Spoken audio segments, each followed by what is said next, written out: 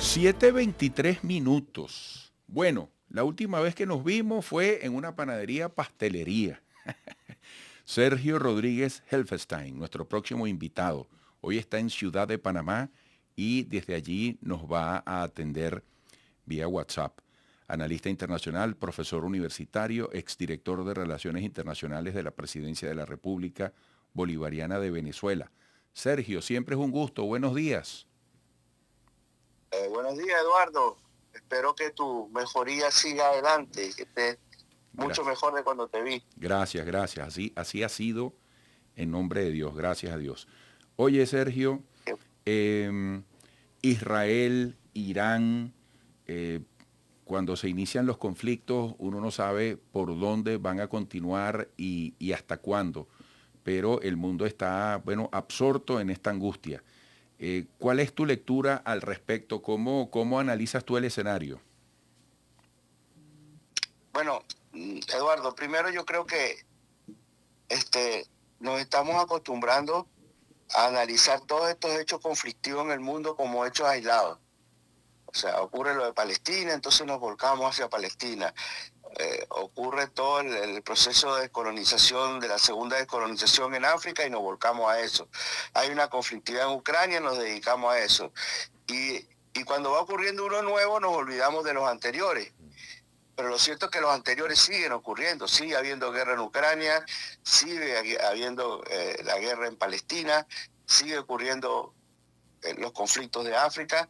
Entonces, yo creo que tenemos que analizar esto como un conflicto más global, como un conflicto eh, que no es un conflicto bilateral, no es solo un conflicto bilateral entre Irán e Israel, sino que lo tenemos que insertar, perdón, en un problema mucho más profundo, de mucha más larga data, y que tiene que ver con las propias estructuras del sistema internacional que están en un proceso de crisis generalizada y que eso expresa o expone o se manifiesta a través de diferentes formas.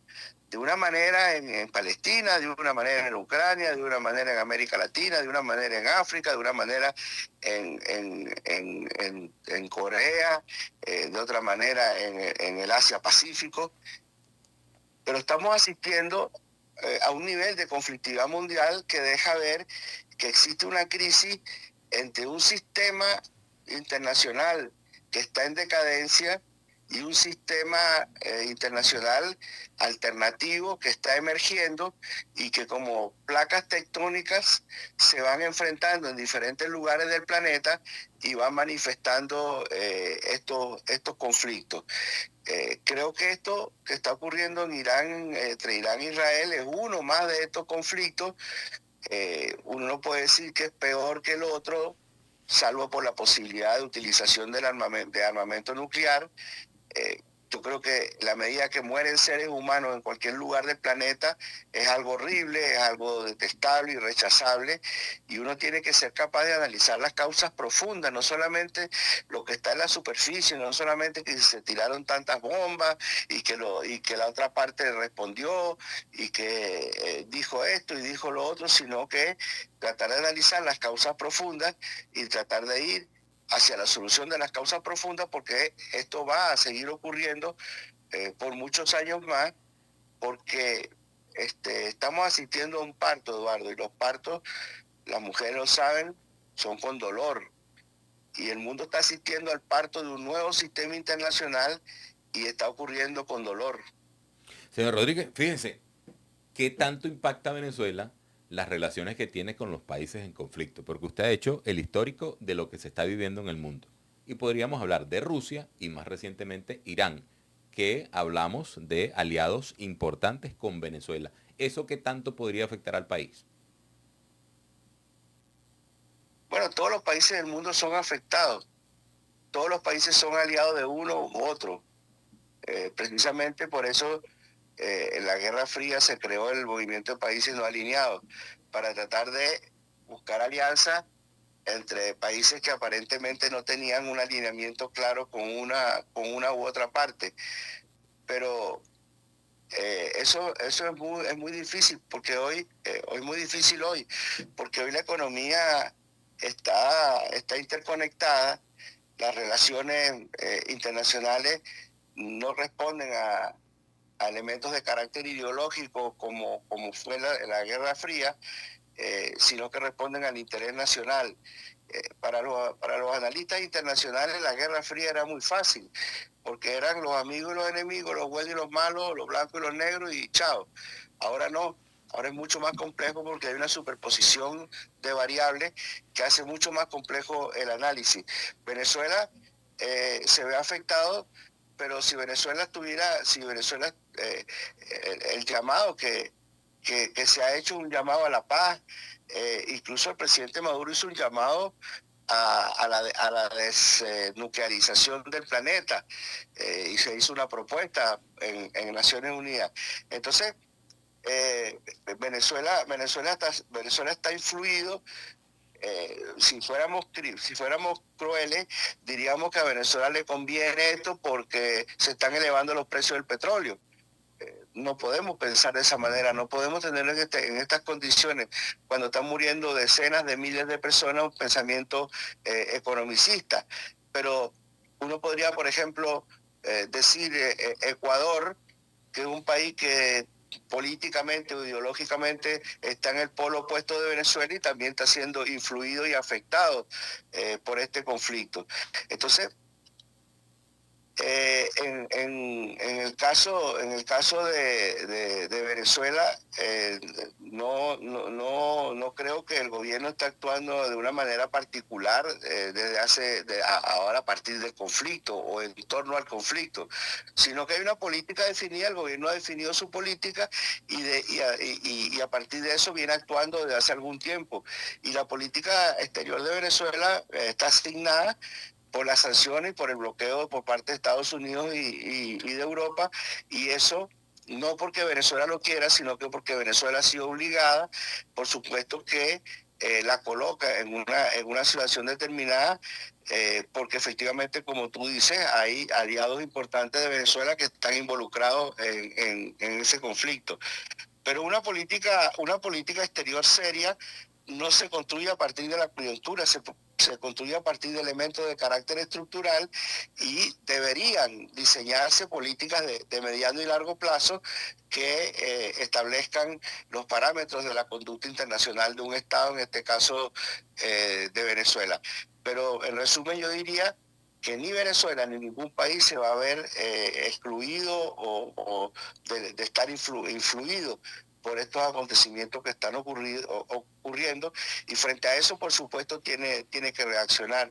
Pero, repito, la política exterior, las relaciones internacionales del siglo XXI no son ideológicas, responden al interés nacional, y ese interés nacional es definido, para bien o para mal, por los gobiernos, y los gobiernos están determinados por la voluntad del pueblo.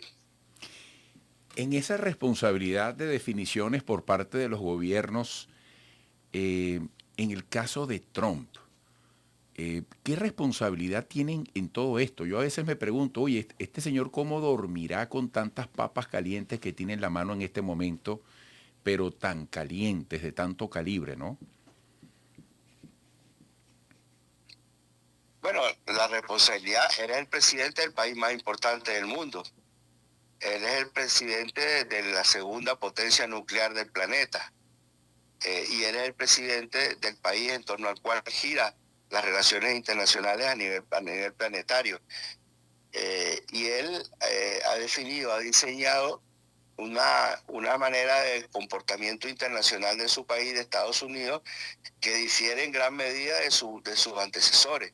Entonces, lo primero es que ha venido a producir una remesón interna en el propio Estados Unidos, y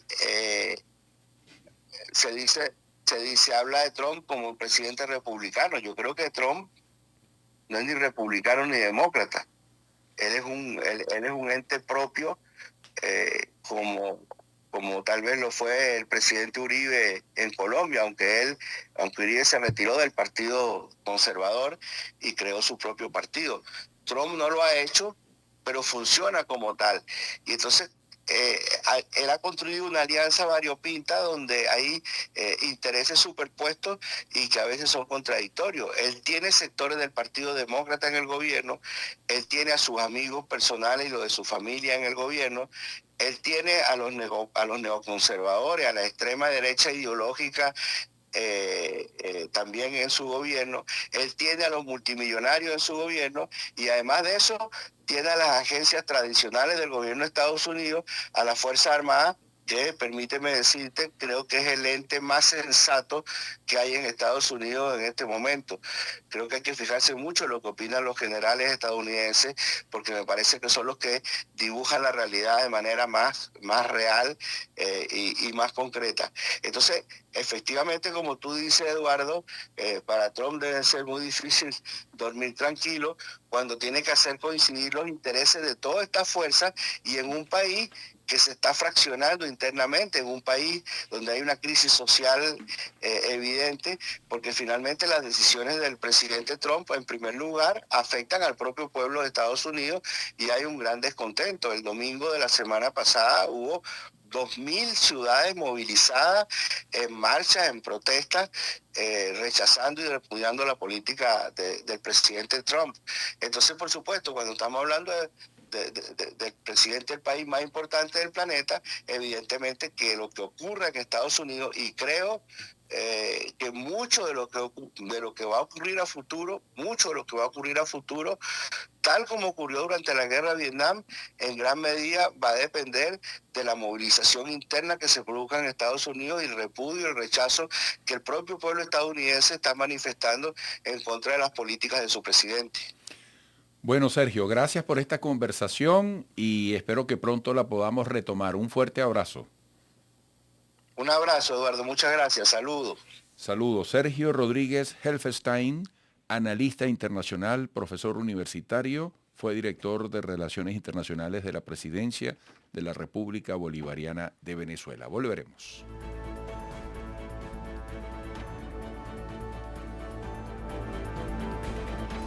Amigos, esto es publicidad. Surgen permanentemente